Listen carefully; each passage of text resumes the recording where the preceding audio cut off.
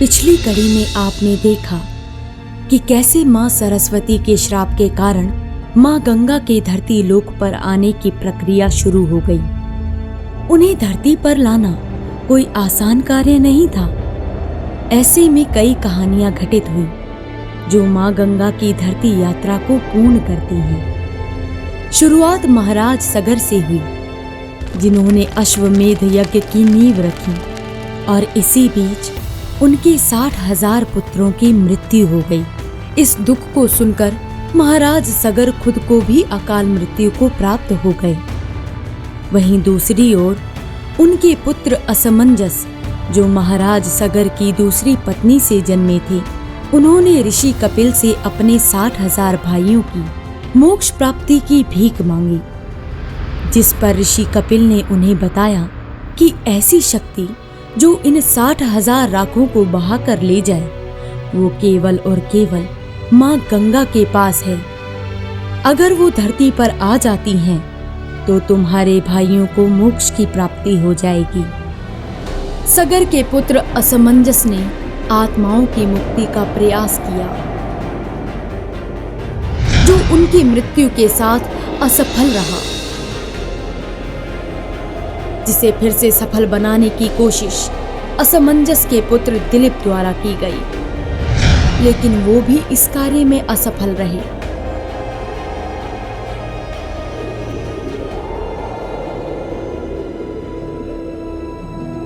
दिन बीते, दिन महीनों में और महीने सालों में। दिलीप के पुत्र और सगर के वंशज भगीरथ को जब इस दुखद हादसे के बारे में पता चला, तो उन्होंने अपना राजपाट छोड़ युवा अवस्था में ही अपने पूर्वजों के अधूरे काम और पितरों के मुक्ति के लिए प्रण लिया, और वो कैलाश पर्वत पर मां पार्वती के पास पहुंचे। ओम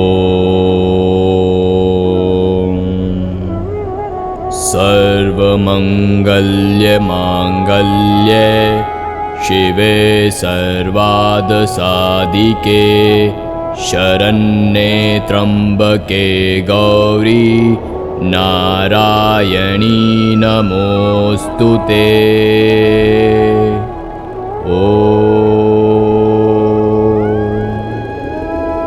इस शीत ऋतु में स्वयं के नाम का उच्चारण सुन देवी पार्वती से रहा नहीं गया, और वो भगीरथ के पास जा पहुंची।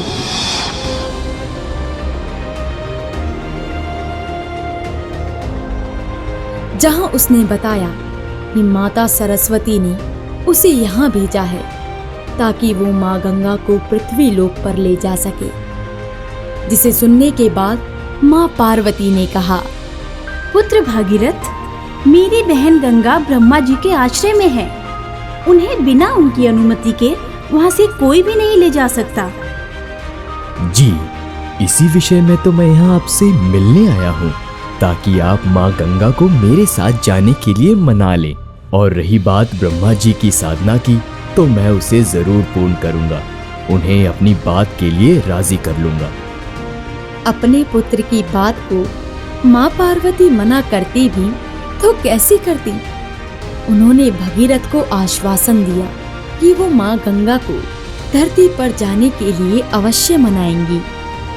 बात को सुनकर भगीरथ ब्रह्मा जी की साधना के लिए निकल गए।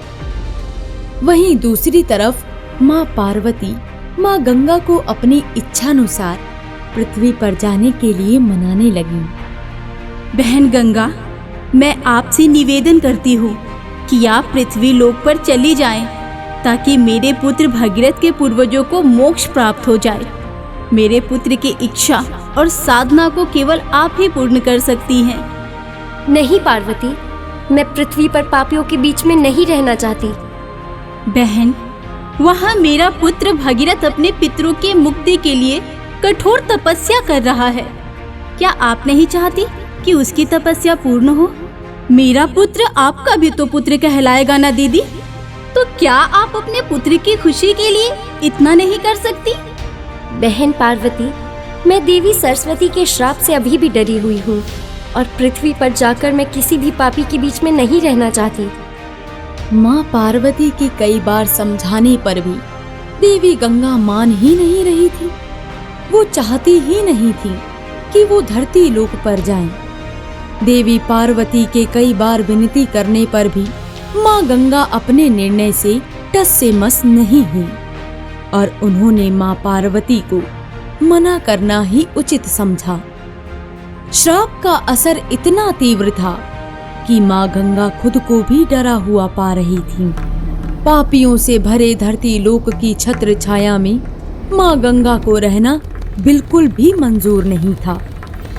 वो बस ब्रह्मा जी की सुरक्षा में ही रहना चाहती थी। वहीं दूसरी तरफ भगीरथ अपनी कठोर तपस्या में लगा हुआ था। उसे ये तक नहीं पता था कि जिस गंगा को ले जाने के लिए वो ये सब कर रहा है, वो तो धरती लोक पर जाना ही नहीं चाहती। पृथ्वी लोक पर भगीरथ ने भगवान ब्रह्मा की साधना शुरू कर दी। ॐ ब्रह्मदेवाय नमः। ॐ ब्रह्मदेवाय नमः। ॐ ब्रह्मदेवाय नमः। ॐ ब्रह्मदेवाय नमः। ॐ ब्रह्मदेवाय नमः। बिना बात की जानकारी के भगीरथ अपने पूर्वजों को मोक्ष दिलाने की कोशिश में दिन रात की तपस्या में लीन हो गया। उसे इस बात की अनुभूति तक नहीं थी कि माँ गंगा को पृथ्वी पर आना बिल्कुल भी मंजूर नहीं। वो तो बस ब्रह्मलोक में ब्रह्मदेव के कमंडल में ही वास करना चाहती थी। ऐसे में सोचने वाली बात ये है कि जब माँ गंगा अपने निर्णय पे इतनी अटल थी तो वो पृथ्वी पर कैसे आई? ऐसा क्या हुआ होगा जिस वजह से माँ गंगा को अपने अटल निर्णय को छोड़कर भगीरथ की बात माननी पड़ी होगी? क्या तपस्या में लीन भगीरथ भगवान ब्रह्मा को प्रसन्न करने में सफल रहेगा? क्या भगवान ब्रह्मा माँ गंगा को उनकी इच्छा के विरुद्ध धरती लोक पर जाने के लिए भगीरथ को वरदान दे पाएंगे? क्या होगा भगीरथ के साथ?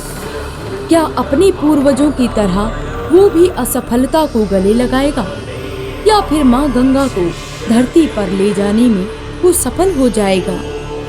देखिए इस कड़ी का अगला भाग, भगीरथ की गंगा यात्रा भाग 3 में। तब तक के लिए हर हर गंगे।